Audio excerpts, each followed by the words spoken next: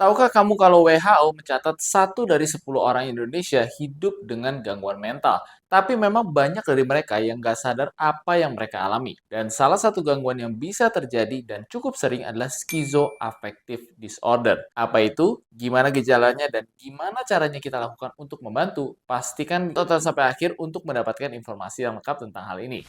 Schizoaffective disorder adalah suatu gangguan mental kronis yang kombinasi dari dua kondisi utama.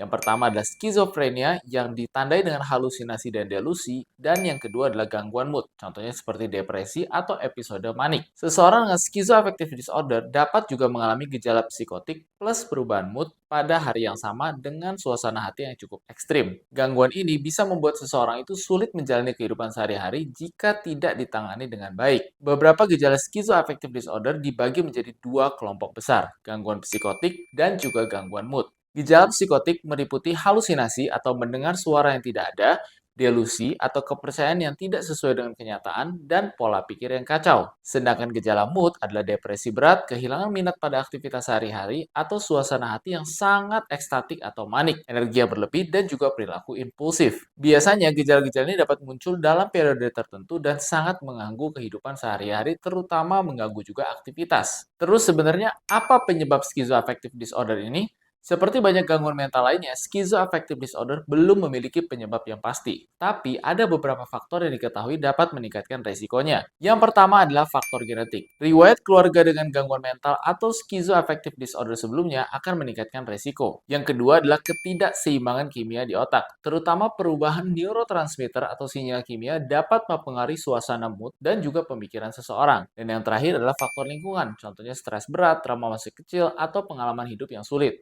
Kombinasi tiga faktor ini sering bekerja bersamaan sehingga seseorang yang mungkin memiliki resiko besar jika dia punya lebih dari satu faktor ini. Kabar baiknya, schizoaffective disorder ini bisa dikelola dengan pengobatan dan terapi yang tepat. Ini adalah beberapa langkah dan juga penanganan yang bisa dilakukan. Yang pertama adalah pengobatan.